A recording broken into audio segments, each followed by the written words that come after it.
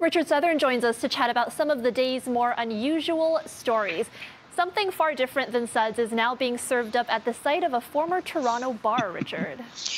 The Brunswick. Did you ever go to the Brunny, Erica? No, I never did. I don't think so, unfortunately. Little bit before our time, but this was like for decades a legendary bar. The U of T students used to frequent it in the annex at the corner of Bloor and Brunswick. This is what it used to look like. There's the old Brunswick House logo. Boy, people used to go in there, dance the night away, drink cheap drinks. That wasn't until 4 years ago when this pub turned into a Rexall pharmacy.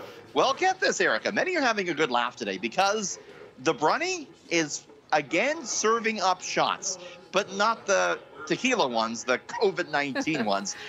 This is, of course, one of the pharmacies participating in the AstraZeneca shots that are being doled out. So a lot of people having fun with this. One person on Twitter wrote, quote, "That'll be the first time that a trip to the Brunswick House resulted in being protected from a transmissible disease rather than picking one up." Ha, ha, ha. Another person wrote, quote, if you ever drank $6 pitchers at the Brunny, you don't need to worry about what's in the vaccine. Eric, everyone having a good time with that one. I like that. Very local. I like it. Okay, bizarre Swiss tradition went ahead today despite the pandemic. This is kind of the Swiss's version of our Groundhog Day. They burn every year a big snowman, if you will, right? And they used to do it in the city, but now they didn't want crowds because of COVID-19. So there it is, traditional Swiss burning of the snowman. They moved it to a remote central. Snowman. Okay. He's not having a very good day, is he, Erica? And the tradition is that the faster his head explodes, the sooner spring will come. Well, took 13 minutes for his head to be decapitated, which is longer than last year. So I guess spring might take a while in Switzerland. But anyways, the pandemic didn't ruin that strange tradition. We need something like that here at home, don't you think? Sure. I just wonder who thought of that. That was a way to decide when spring was going to come. Sure. It makes as much sense as the groundhog, perhaps. I think, yes. Okay, one baby boy could be in for a lifetime of mocking after his dad chose a very unusual name for his child. Oh, no.